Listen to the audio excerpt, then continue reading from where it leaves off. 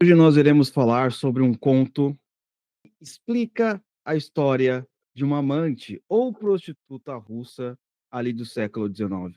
Ah, mas Luciano, não tenho nada a ver com isso. Vamos entender esse conto para nós aumentarmos o nosso imaginário. Seja bem-vindo ao Oliver Talk, seu canal que descomplica a cultura.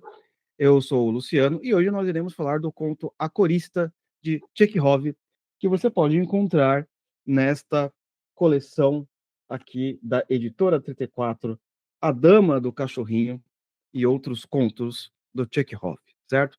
Quem não leu Chekhov ainda, você tem a obrigação moral de começar a ler, senão vou dar um tapa. Como você ainda não leu Chekhov, certo? Então, de mais nada, vamos fazer o que a gente sempre faz. Quem é o autor? O que ele fez? O que ele era? Onde ele vivia? O que ele comia? E onde ele se escondia? Em primeiro lugar, certo? Chekhov, ele viveu ali entre 1860 e 1904. Foi escritor, dramaturgo russo, também foi médico de formação, considerado um dos maiores contistas russos da literatura mundial. Então, se você não leu, vai lá, que aqui no link da descrição, compre lá na Amazon para chegar na sua casa, certo? E o Chekhov, ele tem uma coisa que nós podemos aprender com a própria vida dele. Ao mesmo tempo que ele também era médico, ele também se dedicava aos contos. Então, você ter uma profissão que te sustente e depois você também ter uma vida intelectual, não impede que isso ocorra. E isso ocorreu com vários outros escritores russos, e principalmente brasileiros, não é? Então, muitas vezes a gente vê na nossa cultura nacional que é impossível. Ou você segue a paixão somente, ou você segue aquilo que é o seu dever. Não, dá para você fazer as duas coisas. Dá para você ter um trabalho à noite, depois de sair do trabalho, se dedicar à vida intelectual, como fez Chekhov, Machado de Assis e muitos autores, certo? Também ele produziu contos e peças de teatro que influenciaram profundamente a literatura moderna. Por quê? Porque a sua literatura, os seus personagens, eles têm uma profundeza psicológica muito grande.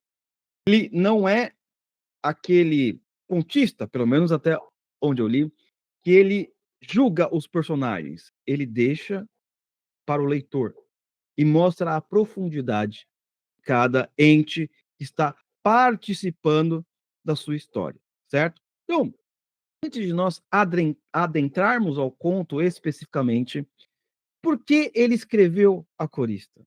Eu acho que essa pergunta é muito digna, certo? Então, o conto ele foi escrito em 1886, durante um período que ele estava explorando temas relacionados à condição humana, não é? Moralidade e as complexidades das relações sociais da Rússia czarista, né?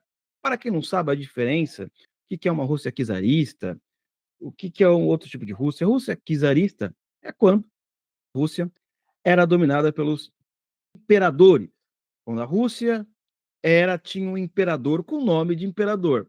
E depois da Revolução Russa, depois da Revolução Comunista, o império, ou pelo menos o imperador, deixou de existir. Se você quiser mais detalhes sobre como foi o último imperador da Rússia, certo?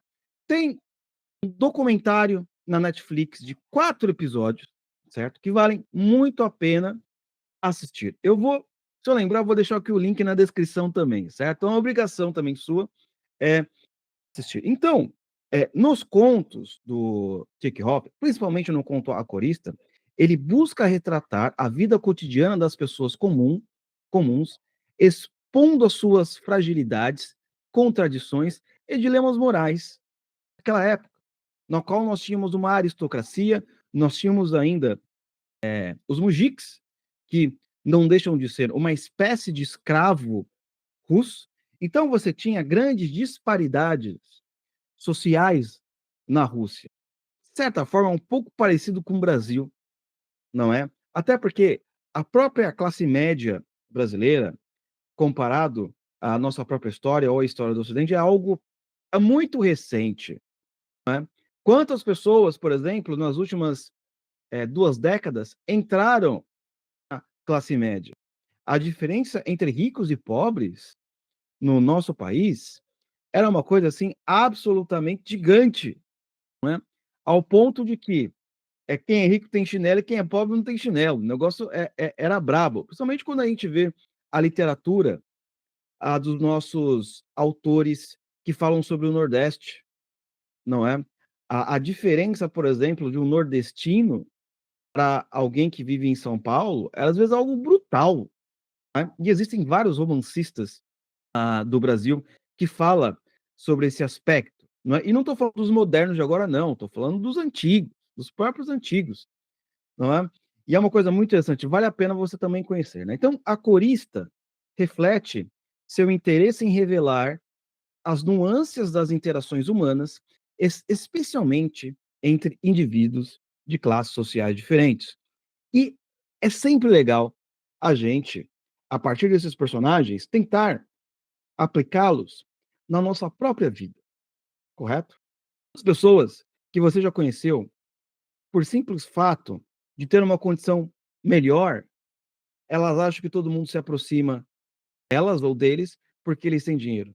Quantas pessoas que você não conheceu, por ser mais humilde, acha que ninguém se importa com ele por causa da sua humildade? E por aí vai, não é? Então, essas relações sociais, essas relações complexas, é o objetivo do conto A Corista, certo? Então, eu vou ler para vocês aqui um resumo do conto e depois a gente vai entrar nas partes principais para justamente a gente discutir, ver o que a gente pode aplicar, certo? E lembrando sempre, né, pessoal, que eu vou falar sobre este resumo para vocês, porque às vezes pode ter gente que não leu, tem gente que não leu, então tá tudo bem, né? Então, a corista narra a história de Pasha, uma jovem corista que vive modestamente em um pequeno apartamento, certo? Corista, de fato, de coral. Mas por que é interessante a Pasha? Por quê? Na Rússia, da época do Chekhov, ah, algumas coristas, eu não posso dizer para vocês a quantidade, né, principalmente pessoas que trabalhavam no mundo das artes, não é, principalmente pessoas que trabalhavam com coral, elas dependiam de patrocinadores para poder exercer a sua arte. Muitos desses patrocinadores não somente davam dinheiro, né, sustentavam financeiramente, mas também tinham certas trocas libidinosas, se você me entende, correto? Então, você tinha a corista, pessoas que trabalhavam no coral, que muitas vezes eram, vistos como pessoa da vida boêmia. Justamente por quê? Porque em troca de manter seu salário, o seu sustento, elas viravam amantes, amantes dos seus patrocinadores, certo? Então, existe um elemento muito importante aí. Inclusive, alguns autores, alguns estudiosos, chegam a dizer que muitas dessas coristas viravam até prostitutas para poder manter a sua arte, né. Então, você percebe essa tensão social da Rússia antiga, não é? A pessoa quer cantar no coral, que hoje basicamente é uma coisa muito simples. Muitas vezes, para ela ter dinheiro para cantar nesse coral, porque às vezes o coral não pagava, o patrocinador dela não somente queria dinheiro, mas também queria o quê? Uns beijinhos a mais e tudo aquilo que você, que é esperto, já conhece. Uma coisa muito interessante, porque fala muito, até nos dias de hoje, sobre o mundo do show business, da música, que quantas pessoas não falam do famoso teste do sofá, não somente no show business, como também dentro de empresas, promoção de cargos e por aí vai. Então, o que nós podemos perceber aqui é que esta não é uma técnica social tão antiga assim. E é isso que o nosso amigo, o nosso autor de hoje, Chekhov, está nos pontuando. Mas continuando, a Pasha, que é corista, ela é amante de Nikolai Petrovich Kolpakov, que irei chamar apenas de Kolpakov, que é muito mais simples, certo? Um homem casado de classe alta, certo? Então, Kolpakov frequentava a casa da corista, Pasha, hum, casado, correto? Então, veja bem, quantos casais, quantas pessoas a gente não vê hoje em dia, né, principalmente homens de alta classe, às vezes nem precisa ser de alta classe, pode ser de qualquer classe, que não tem as suas amantes, e as suas amantes não vivem do dinheiro, esses maridos infiéis. Inclusive eu estava vendo até na internet, uma pessoa que claramente dizia que ela era amante. Por que ela falava que ela era amante? Olha, eu sou amante porque é o seguinte, porque homem só dá valor para quem é de fora, porque quando eu era casada, meu marido tinha amante e dava tudo para a amante. Casa, não tinha nada. Hoje eu sou amante e não trabalho, mas, esse sujeito na qual eu sou amante, ele paga tudo, inclusive minha casa, inclusive minha comida, inclusive, as minhas despesas. Então, a gente consegue perceber que essa ideia do homem de classe alta, um amante que depende dos seus sustentos, é algo, vamos dizer assim, universal. Sujeito que não encontra prazer em casa, quer encontrar na rua. O casamento desordenado, na qual, em vez de nós tentarmos curar, consertá-lo, em vez da gente tentar achar uma saída, resolvemos os nossos problemas com prazeres fugazes, longe da nossa casa. É isso que o Chekhov está tentando nos mostrar aqui. Hum? E não há uma condenação social, mas é um fato que ele está descrevendo na Rússia antiga, que parece que até hoje isso não mudou muito. Continuando aqui. Da noite, após uma discussão com Nikolai, Pasha é surpreendida pela visita inesperada de Varia, a esposa de Nikolai. Então, a esposa de Nikolai, ou melhor, eu falei que eu não ia chamar ele de Nikolai, mas de Kolpakov. A esposa de Kolpakov, Varia, ela vai até a casa de Pasha, onde está o nosso Kolpakov, não é? Que é a sua amante. E quantas e quantas cenas a gente não vê de casais que sabem que tem a traição? Casais que sofrem traição, muitas vezes, eles não culpam o marido ou a esposa, eles culpam o amante. O amante que foi o responsável, e somente ele, pela destruição do relacionamento, não a pessoa qual você está casado. Isso é uma coisa muito comum. Quantas e quantas e quantas vezes a gente não vê isso? "Ah, que você destruiu a vida do meu marido, não é porque o meu marido é homem bom", né, ou que você destruiu a vida da minha mulher, e não sei o quê.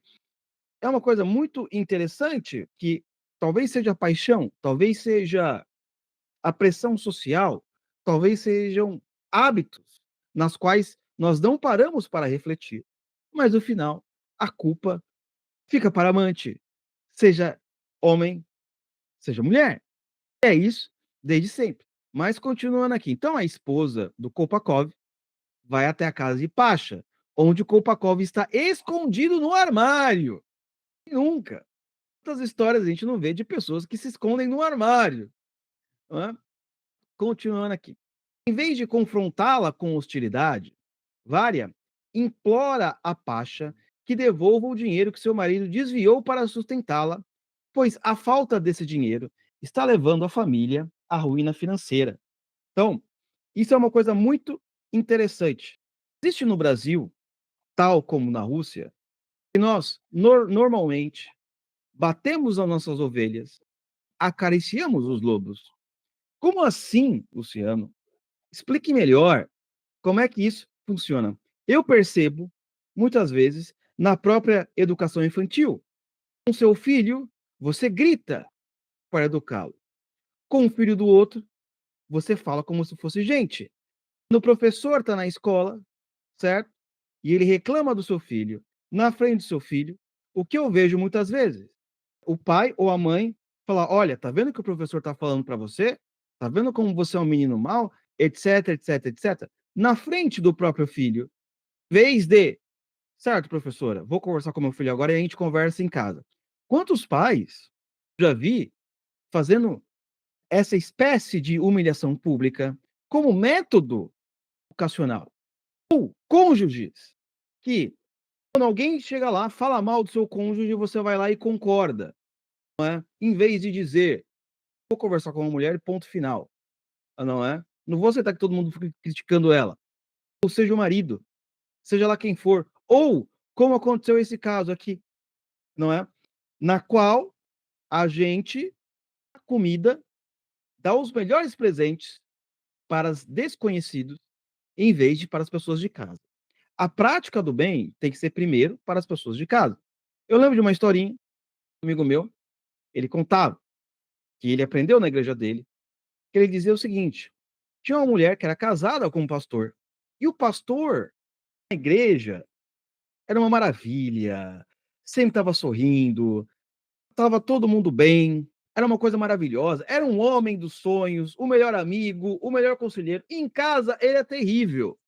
Que a mãe, que a esposa e os filhos fizeram? Se mudaram para a igreja, porque lá o pai e o marido eram uma pessoa absolutamente diferente. Nós temos isso. Isso é algo meio cultural da coisa. Bater nas nossas ovelhas, certo? Com cajado e passar a mão nos que são de fora. Uma coisa impressionante. Exatamente como era o problema da Rússia, aqui também, pelo menos do meu ponto de vista, não é? Eu vejo que é muito forte, certo? Mas continuando aqui a leitura. Comovida pela sinceridade e pelo desespero de Varia, Pasha, a amante, decide devolver o dinheiro, mesmo sabendo que isso significa abrir mão de sua segurança financeira. O conto termina com Pasha refletindo sobre a sua própria vida e as escolhas que fez. Tá? Então, esse foi o resuminho aqui, né? E é uma coisa muito interessante, porque Varia, quando se encontra com Pasha, ela precisa de um dinheiro, ela precisa desse dinheiro para poder sustentar seus filhos, e ela vai até a prostituta. E segundo o que ela diz é o seguinte: não, peraí, o meu marido, ele te dá joias, ele te dá dinheiro, e nós precisamos disso para poder sustentar nossos filhos. Ou seja, olha, balanço, o desbalanço do casal. A mulher que tem que ir se humilhar para a amante do marido poder sustentar a casa, enquanto o sujeito está lá dentro, escondido. Coisa assim impressionante. Mas, meus amigos, meus irmãos, o que significa isso? O que significa todo esse processo? Eu não serei moralista, não vou condenar aqui as pessoas, mas de fato, temos certa falta de ordenança dos nossos valores, que são as nossas prioridades. Nós conseguimos ver claramente neste conto que ele é importantíssimo. Não é? Mas vamos continuar aqui. Primeira coisa que eu gostaria de conversar com vocês, no conto, no geral, é acha e seu estilo de vida. Então, veja que interessante. Nós ainda vivemos num mercado em que muitas vezes, muitas mulheres, para alcançar o seu posto, não estou falando todas, elas caem nas lábias de homens poderosos que falam assim: olha, se você fizer isso aqui para mim, eu te dou tamanho cargo. Nós tivemos, por exemplo, em Hollywood, que estourou um caso, não é? Um escândalo, no geral, de uma série de mulheres que foram enganadas, foram abusadas, justamente porque homens poderosos de Hollywood prometeram que se elas, além de trabalhar bem, mas, enfim, tivesse relações com eles, elas teriam cargos, não é? E muito pelo contrário, todas elas ficaram absolutamente traumatizadas. Então, eu poderia chegar aqui e falar para você: "Não, a Pacha, a vilã do conto". Mas eu não quero partir disso. Eu quero mostrar para nós aqui a complexidade das relações sociais. "Ah, Luciano, mas ela poderia ter falado não". Claro que ela poderia ter falado não, mas nós não sabemos as condições de cada uma dessas moças. Até hoje, por exemplo, fala-se que famílias vendem suas filhas no Nordeste. Eu já conheci pessoas que o pai e a mãe deu um outro homem para ganhar sustento. Isso aqui nem não dá nem 5 anos. Não vou chegar aqui para você e falar: "Ah, Pacha é assim, etc, etc". Eu não sei qual é o contexto da história de vida, não é? É que nem a gente vê, eh, muitas dessas moças que caem na vida da prostituição. É óbvio, prostituição é errado, não estou defendendo-a em nenhum sentido. Mas vocês sabem a história de vida de cada uma dessas moças que foram parar aí? Né? Essa questão de que o Chekhov está nos colocando é empatia, não é concordar com a pessoa, mas entender, pelo menos, compreender quais foram as condições nas quais fez com que determinado fulano fosse parar onde está. Eu não concordo com você, mas eu compreendo. Eu não admito a sua atitude, mas eu entendo o que te levou a fazer isso. Se chama empatia, não é concordar com a pessoa, mas é se colocar no lugar dela. E eu acredito que o Chekhov, ele faz isso de maneira brilhante na vida de Pasha. Né? Por quê? Pasha é uma corista, conforme eu falei para vocês, que depende do que o patrocinador. Este patrocinador, ó, muito rico, é casado. E olha que interessante. Esse homem casado, ele não faz aquilo que um homem casado deveria fazer, pelo menos na Rússia antiga, que era sustentar a sua casa. E quando vária mulher desse homem casado chega, Pasha faz. Além de, além de dar tudo para ela recebeu de Kolpakov, ainda dá mais. Ela faz que nem Kolpakov fez a mulher dele. É uma, é uma ambiguidade moral, de certa forma, não é? Porque o que nós esperamos é que uma pessoa como Pasha seja absolutamente indiferente. Não, porque ela é amante, ela é assim, etc, etc. Não, só absolutamente indiferente. Uma pessoa que de fato não liga para essas questões morais, até porque o quê? Ela é amante. Mas a gente vê num conto que justamente é a amante que tem um senso moral maior do que o casal. É uma coisa impressionante. Uma coisa impressionante. Não, eu vou te dar o que eu tenho e o que eu não tenho para os seus filhos. Uma coisa muito interessante, não é? Segunda coisa, a interação com Nikolai Pakov. Então, nós temos aí o Kolpakov. Vamos lembrar da figura do bom pastor que eu disse para vocês, não é? O que faz o bom pastor? Ele não bate nas suas ovelhas, ele não afaga os lobos, ou melhor, o cajado do pastor é justamente para mandar os lobos embora, não é? E nós percebemos, o Kolpakov, ele tem grandes problemas no casamento. Para um sujeito estar frequentando uma amante, significa que ele está com algum problema no casamento que não foi resolvido. Lembrando, pessoal, não estou falando que essas coisas justifiquem, tá? Mas é assim que funciona. Não estou falando que justifica, mas é assim que funciona. Evidente, também estou falando aqui que nem todo problema de casamento o cara vai correr atrás disso, tá? Estou contando aqui o caso do Kolpakov.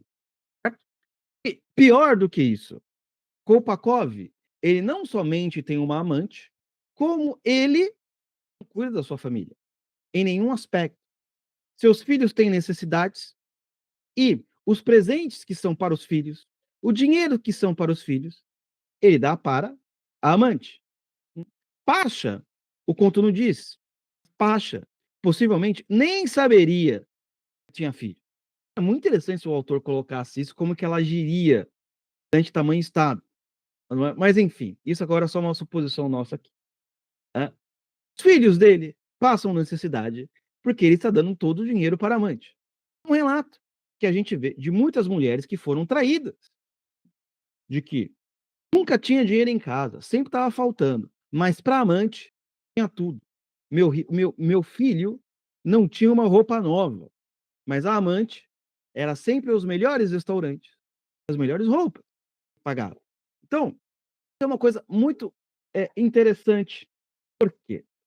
Porque, no geral, eu acho que isso vem de uma cultura nossa, na qual nós sempre damos valor às pessoas que são de fora. A grama do vizinho é sempre mais verde que a nossa própria grama. Óbvio que eu estou falando de um exemplo de um casal, mas isso dá para ser transferido em qualquer outro tipo de exemplo na vida. Ah, os amigos que ele tem são melhores que os meus amigos. O emprego que ele tem é melhor que o meu emprego. Não que eu diga, assim, que você tem que se conformar, mas nós não podemos confundir palco com bastidor. A gente não sabe o que aquelas pessoas fizeram chegar aonde estão. A gente tem que olhar o nosso, ou seja, eu vou batalhar, não é, eu vou tentar melhorar, porque eu não sei o que aquele cara fez na vida para ter R$ 1.000.000. Eu não sei o que aquele coach fez na vida para ter R$ 10.000.000. Ah, queria ser que nem ele. Você sabe se ele dorme à noite? Você dorme à noite. Paz. Ah, mas eu gostaria que o meu casamento fosse igual ao casamento daquela pessoa. Você não sabe. Isso acontece muito assim, né, quando a gente vai para a igreja também.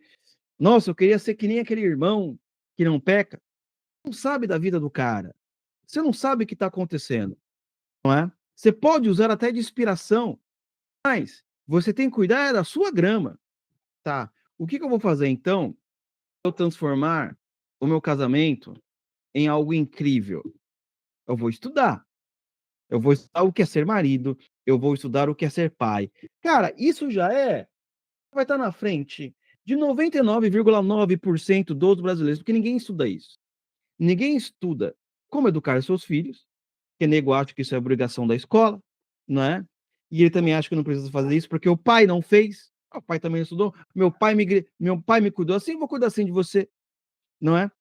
Eu acho que ele não precisa estudar para ser para ser marido, para ser pai. Não, não, eu vou cuidar aqui como fui cuidado. Só de você estudar, só de você querer melhorar como indivíduo, está na frente de 99,9% da sociedade brasileira que não se importa com essas coisas. As pessoas só estudam para 2 coisas: para ganhar dinheiro. Para ganhar dinheiro, elas estudam. Para conseguir outros cargos no trabalho, elas estudam. Mas pense o seguinte: trabalho, a sua empresa pode te demitir amanhã, a empresa pode quebrar, você um dia pode aposentar. Seu cônjuge, a ideia é que ele fique com você para sempre, então é necessário também ser estudado, né. Sobre esse assunto, eu recomendo para vocês um filme, não é, é um filme muito antigo, americano, é chamado A Prova de Fogo. A Prova de Fogo é um filme que conta a história de um bombeiro, na qual ele tem problemas no casamento. Ele é um sujeito que salva pessoas, as pessoas admiram ele, só que ele não consegue salvar o seu casamento e nem a mulher dele o admira. E ele tem uma série de problemas. Um dos problemas que afeta demais a mulher dele é o fato dele ser viciado em pornografia. Vale a pena você assistir esse filme e de lá tirar insights, não é, para nós melhorarmos as nossas relações, não é? Então, mas continuando aqui a nossa reflexão, que é aquilo que importa, não é? A visita de Varia, né? Momento crucial que Varia aparece, trazendo uma reviravolta emocional e moral à história. Então, quando você ler, sabe que Varia não culpa o marido em momento algum pela situação do casamento. Varia, ela coloca todos os problemas do casamento em cima de Pasha, a amante. Uma coisa impressionante que a gente vê isso até hoje. O casamento tá indo mal, se o casamento tá tendo problema, de quem é a culpa? Não é do casal, é de um terceiro. Ah, não, você tem uma amante, então toda a culpa é dela. Vamos se livrar da amante aqui, que todos os problemas estarão resolvidos. É óbvio que não. É óbvio que não. Este é um elemento na qual Varia faz exatamente. Acha, não é a única culpada, no meu ponto de vista. Ela faz parte, né, da culpa, mas ela não é a única culpada. Quem é responsável ali é o Kolpakov. O Kolpakov que tinha que ser cobrado, não é? E não somente isso, como Pasha, um ato altruísta, além de devolver o dinheiro, dá mais dinheiro que ela não tinha e ainda dá mais presentes que não recebeu do amante. Existe uma discussão aqui no final do conto, que eu quero ler para vocês, que é o seguinte: quando, Varia vai embora, Pakov, ele sai do armário. E olha como é que ele fica. Vou ler aqui para vocês, né. "Meu Deus", diz Kolpakov, "ela é tão digna, orgulhosa, pura, quis até ajoelhar-se diante de você, sua rapariga. Fui eu que a levei a esse ponto. Eu tolerei isso. Levou as mãos à cabeça e disse gemendo: Não, nunca hei de perdoá-lo a mim mesmo, jamais. Vá embora, imunda! Gritou com repugnância, procurando recuar para longe de Pacha e afastando-a de si com mãos trêmulas. Ela quis ajoelhar-se e, diante de quem? Diante de ti, Pacha, sua prostituta. Oh, meu Deus. Então, o casal coloca a culpa em quem? A amante. Sendo que foi a amante que ajudou a mulher dele. Impressionante, impressionante. Uma coisa assim, que quando a gente vai ler contos de fadas, né, essa literatura mais, infantil, nós percebemos que é o seguinte: os personagens, eles representam vícios e virtudes, de maneira claras, eles são encarnações desses vícios e dessas virtudes. Na literatura para o adulto, temos o quê? Essa ambiguidade moral, não é? O sujeito casado que comete o mal, e é a amante que, a despeito de ter as suas maldades e as suas mazelas na vida, ela é o que vai ter uma atitude moralmente digna. Esta é a questão, riqueza do imaginário, não é? Para nós termos, na nossa cabeça, julgar, muitas vezes as pessoas, é algo complexo. Isso que eu acho que o nosso Senhor Jesus Cristo disse para nós julgarmos a árvore conforme os seus frutos. O que significa isso? Julgar as atitudes. Não é julgar se a árvore ela foi plantada em terreno de X ou em terreno Y, em terreno de judeu ou em terreno de samaritano. É julgar a atitude. E mesmo para nós, seres humanos, nós não vemos todas as atitudes das pessoas e nós podemos errar.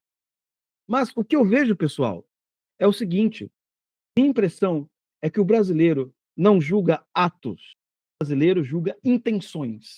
Eu acho que esse é o nosso grande mal.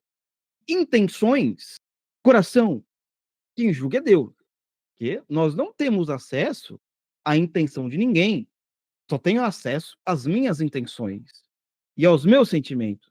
Você não tem acesso a ele. No máximo, seus 5 sentidos vão tentar captar minhas intenções, mas não são suficientes. Mas irá captar o quê? Os nossos atos. Nossos atos. E eu tenho por opinião que julgar os atos das pessoas é a melhor maneira que nós temos. Mas não, mas não é a perfeita, porque nós não somos perfeitos. Lembra daquela expressão? De boas intenções, o inferno está cheio. Ou seja, há pessoas que, com boas intenções, fazem atos errados. Só que nós só vemos os atos. Só Deus vai ver se a pessoa teve uma boa intenção. Né? Então não julgue intenções, julgue atos concretos. Só que nós fazemos absolutamente o inverso. Eu vejo as pessoas julgando muito as intenções, partindo de suposições, ideias, e não os atos concretos. Não os atos concretos que cada um está fazendo ali. O mal é o mal. E o que acontece? Quando nós julgamos as intenções, automaticamente nós partimos para a fofoca e difamação. Por quê? Porque se você vai julgar a intenção de alguém, meu filho, você tem que elocubrar, você tem que levantar hipótese, você tem que adivinhar. Nós acabamos injustiçando a pessoa. Quando a gente vai ver, nossa informação, aquilo que nós falamos, já está para um monte de gente, não é? E como que você vai reparar uma difamação? Já está espalhado o negócio, como diz o antigo sábio, né? Foram perguntar para ele o seguinte: Ah, o que que é a difamação? O que que é a fofoca? Ele faz o seguinte: pega esse mão de pena e joga lá do prédio. Ele foi, subiu no prédio, tal, lá em cima, no 50º andar, jogou. Aí o sábio falou: a fofoca de difamação é isso. Ele, como assim que é isso? Então, ok. Agora, vai pela cidade e tenta colher as penas que você jogou do prédio. É impossível. É exatamente fofoca e difamação. Espalha de tal maneira que não tem como mais você reparar. Você pode até chegar e falar assim: olha, na verdade eu inventei algumas coisas, eu estava meio maluco, tal, mas o negócio já se espalhou, feroz, não é? como diz lá na epístola de Tiago, certo? A língua, ela tem a capacidade de incendiar uma floresta. Eu acho que, então, mas voltando a esse assunto aqui, quando nós vamos tentar julgar os atos das pessoas, nós também temos que lembrar que nós não somos Deus e nós não temos todos os atos concretos da pessoa, mas é o melhor que nós temos e foi aquilo que Jesus nos aconselhou. Se for para julgar, atos concretos. Tensões, você deixa com Deus.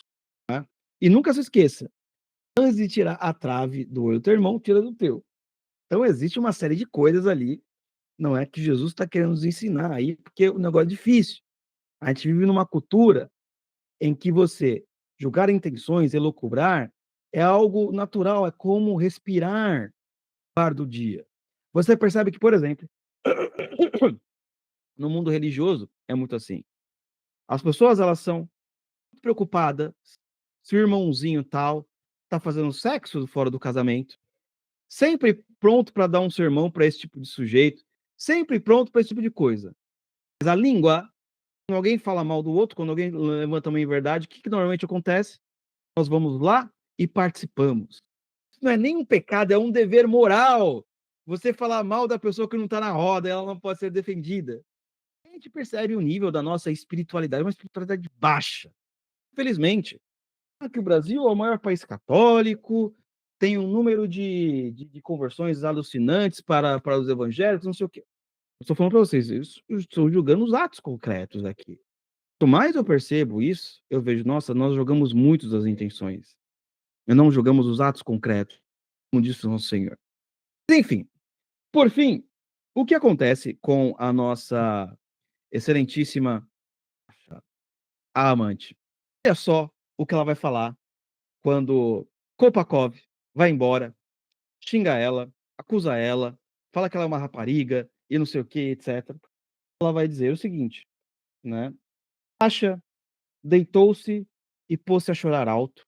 Agora tinha pena de haver entregue com a precipitação aqueles objetos e sentia-se ofendida. Ela se sentiu ofendida que o amante dela o xingou, não somente por isso, porque chamou de rapariga, não somente por isso, porque Pasha fez o que o marido nunca fez por ela. Pasha fez o que Kolpakov nunca fez por Varia, ajudar os seus filhos. Pelo menos estava esperando o quê? "Ó, muito obrigado por você ter feito aquilo, tal, mas olha, é o seguinte, tem uma mulher aqui, não vamos mais nos encontrar". E como Kolpakov fica? Ele fica com orgulho ferido. A mulher vai pedir ajuda para sua amante, dele, mas essa mulher já pediu ajuda para ele várias vezes. Para, já pediu ajuda para ele, para o marido várias vezes, ele nunca ajudou. Hum. Continuando aqui. Lembrou-se de como, 3 anos atrás, um comerciante a havia espancado, sem razão alguma, e chorou ainda mais alto. Então, nós percebemos que Pasha, a corista, que é a amante do Kolpakov, olha o background da coisa. Ela conseguiu ter relação com um comerciante, meu, vou casar, etc. O cara espancava ela, não é? Batia nela e foi embora sem razão alguma. Perceber uma coisa, todo mundo que já terminou ou teve término de relação 3 ou 4 vezes, vem na pessoa: "Pô, parece que eu nunca vou dar certo. Parece que quando eu cheguei, agora achei uma pessoa legal, aconteceu o mesmo erro, a mesma coisa e pelo mesmo motivo". Meu, é uma frustração. Você imagina se colocar no lugar dessa pessoa, não é, o que normalmente ninguém de nós iremos nos colocar, porque a gente é a sociedade brasileira, e aqui não estou tirando a razão, olha a amante com uma repugnância moral, está certo? Só que ao mesmo tempo, quando nós olhamos por uma repugnância moral, por outro lado, às vezes nós ouvimos discursos falando: "Não, amante é vida, amante não sei aquilo, etc, etc, etc". E o Chekhov coloca esse personagem pra gente pensar, não é? Que a amante ali é tão quebrada quanto aquele casal. Todo mundo ali tem teto de vidro. Todo mundo ali, como é que se diz? É pecador. Porque no final, culpa com quem? Com mulher pobre, não é?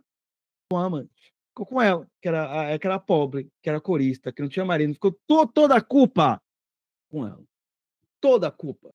Infelizmente, muitos casais, quando tem esse tipo de problema, fazem exatamente isso. E é evidente que você não vai melhorar a relação, nós não assumimos a responsabilidade pelos nossos erros. Certo, meus amigos? Antes de eu finalizar, não se esqueça que nós teremos um evento presencial, Oliver Talk, pedido por vocês, certo? Até o momento da gravação desse vídeo, nós só temos 8 vagas, são 10, já 2 pessoas compraram. Será no dia 7 de dezembro, da 13h30 às 16h30, certo? O link está aqui na descrição. André, Evandro Pontes, o nosso convidado especial, e eu, nós iremos falar sobre virtude e felicidade, como aplicá-la no próximo ano, certo? A partir de grandes filósofos, Santo Agostinho, Roger Scruton, Tomás de Aquino e entre outros, certo? E eu vou dar lá uma aula bônus de como você fazer a sua lista de livros para o próximo ano e como escolhê-los. Né? Então, pessoal, vamos comparecer na medida do possível. Né? O valor que nós estamos cobrando lá é R$ 249. E eu quero justificar para vocês esse valor. Não é? R$ 249 é o quê? Primeiro é o preço do local. Nós temos o preço do local. O local não é nosso. É um local que eu aluguei para a gente fazer esse evento. Segundo é o quê? O valor dos professores. Né? Cada professor ali, a gente tem que pagar. A gente tem que pagar o Evandro. Não que o Evandro pediu para mim, tá? Mas eu tenho que pagar o André. É justo. Como diz as Sagradas Escrituras. Você tem que pagar o trabalhador. Todo trabalhador é digno do seu salário. Não é? Então, nós fizemos o cálculo ali de tanto do local, quanto do material que a gente vai usar. Pô, a gente tá em Higienópolis, galera. Em Higienópolis, pô, a gente escolheu um bom lugar, a 10 minutos do metrô. Também, do cafezinho, do breakfast que a gente vai ter, a gente tem que cobrar esse valor. E veja bem, o que a gente está tendo como retorno não é um lucro alto. O que a gente quer é que você participe, não é? Então, pessoal, tente comparecer, certo? Vai ser um momento legal e, principalmente, qual que é a ideia aqui? É que vocês possam fazer networking. Porque eu acredito no seguinte, né? Quando Jesus ele escolheu 12 apóstolos, não é? Qual que é a importância? Você sempre tem que fazer coisas como se fosse o começo da igreja, ou seja, pequenos grupos. Esses pequenos grupos, eles vão se fortalecendo até que em determinado momento as ideias desses pequenos grupos, elas vão que dominando a sociedade. Então não dá para a gente querer, não, vamos escalar 1.000 pessoas, não, não, não, não. A ideia é ter pequenos grupos. Pois são os pequenos grupos que fazem a diferença em casa, um fortalecendo o outro. Eu tô com problema com a minha esposa, não quero ser um Kopakov, né? Tô com problema na criação dos meus filhos, não é? O empresário ali que quer aplicar algo e por aí vai. Esse relacionamento vai ser muito importante para você. E eu acredito nisso. Acredito na força dos pequenos grupos. São os pequenos grupos que fazem as grandes diferenças. Não são os grandes, certo? Então o link está aí na descrição, certo? Não deixe também de comentar e curtir. E obrigado, né? Embaixo também estará a playlist do Bloquinho dos Livros, que é a nossa série aqui sobre literatura. E eu agradeço pela sua participação, certo? Até a próxima. Fui.